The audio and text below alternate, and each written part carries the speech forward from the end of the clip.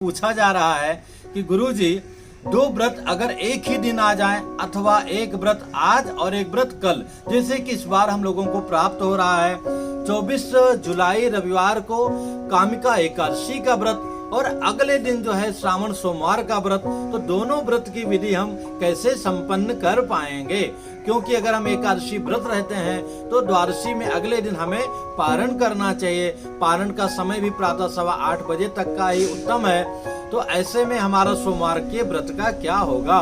तो मेरे भाई बहन, जब दो व्रत एक साथ में होते हैं तो उसमें जो बड़ा होता है वो नियम लागू होता है। जैसे कि आप एक बार गलती से बेटिकट आप ट्रेन में घुस जाएं तो आप स्लीपर कोच में कुछ रहें, उसके बाद में आप सीधे जो है सेकंड एसी, थर्ड एसी अथवा फर्स्ट एसी में घुस जाएंगे, तो जहां आप पकड़े जाएंगे उसका चालान, उसका प्लांटी आपको देना पड़ता है। तो इसी प्रकार से जब दो व्रत एक दिन साथ में होते हैं तो जिस व्रत का विशेष नियम है, जैसे एक व्रत में एक समय आप भोजन कर सकते हैं, दूसरे व्रत में आप भोजन नहीं कर सकते हैं, तो हाँ, भोजन न करना ही उत्तम होता है, वही नियम माना जाता है। एक व्रत में आप जल पी सकते हैं, दूसरे व्रत में जल नहीं पी सकते हैं, तो आपको जल नहीं पीना चाहिए। ये तो उसी दिन का नियम हो गया जिस दिन एक ही व्रत जो है एक ही दिन में दो व्रत हैं। अब जैसे कि इस बार प्राप्त हो रहा है कि रविवार को एकादशी का व्रत है, सोमवार को जो है श्रावण सोमवार का व्रत है, और वो भी जो है पारण का समय प्रातः 8:15 बजे के अंदर है। तो जो लोग सोमवार को केवल एक अन्न खाते हैं, जो कि नियम है, अगर खाना चाहें तो वो भी सूर्यास्त के बाद खाते हैं, तो कैसे वो खाएंगे? अगर सुबह खा लेंगे तो जय जय सिया राम, उनका व्रत भंग हो जाएगा। नहीं खाएंगे तो उनका पारण कैसे होगा? तो इसमें किसी प्रकार की चिंता ना करें। इसका एक नियम और भी है, जैसे कि आप एकादशी को निर्जला रहते हैं तो द्वादशी को, मतलब जैसे कि आप कल रविवार को निर्जला रहे तो अगले दिन केवल जो है जल पीने से आपका पारण हो जाएगा। आप अगर केवल दूध पी करके व्रत को आपने धारण किया है तो चाय पीने से आपका पारण हो जाएगा। अगर आपने फल खाया है तो आलू वगैरह जो भी कुछ उबला हुआ आपने ग्रहण कर लिया तो आपका जो है जय जय सिया राम पारण हो जाएगा। अगर आपने विधिवत आलू वगैरह भी लिया है तो फिर अन्न खाने से ही पारण होता है सामान्य रूप से।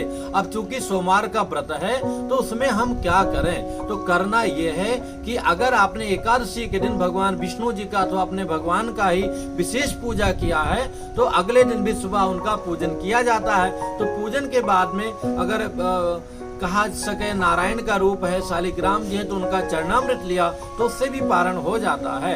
अगर आप शिव जी की विशेष पूजा प्रातः करते हैं और उनका चढ़ा हुआ अर्पित किया हुआ पारण की भावना से कि प्रभु आपके बेलपत्र में ग्रहण करके पारण कर रही हूँ अथवा कर रहा हूँ, तो बेलपत्री ग्रहण करने से भी आपका पारण हो सकता है। अथवा भगवान विष्णु जी का पूजन किया है तो तुलसी दल ग्रहण करने से भी आपका पारण हो सकता है। और पूरे दिन जैसे बिना नमक का विधि है, अगर आप बीमार नहीं हैं श्रावण में, सोमवार के हर सोमवार को उसी रूप में रहिएगा। केवल 8:15 बजे के अंदर में आप बेलपत्र ग्रहण करके अथवा फल ग्रहण करके अथवा जो है भगवान का चढ़ाया हुआ तुलसी का दल ग्रहण करके, अथवा भगवान को नाभि चढ़ाया है तो एक तुलसी का पत्ता तोड़ा और भगवान ये आपको अर्पण कर रहा हूँ, उस भावना से ग्रहण कर लिया तो भी आपका पारण हो जाता है। अथवा चाय तो लगभग सभी लोग पी ही लेते हैं। तो इसलिए बिल्कुल चिंता मत कीजिए।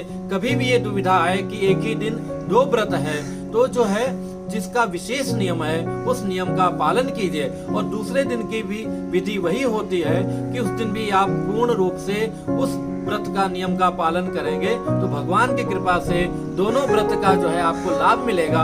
पहले वाला नियम फिर आपको ऊपर लागू नहीं होगा। तो इसलिए बिल्कुल निश्चिंत होकर के दोनों व्रत कीजिए। शिव जी आपका परम कल्याण करें, आपके मनोरथ को पूर्ण करें, ही प्रभु से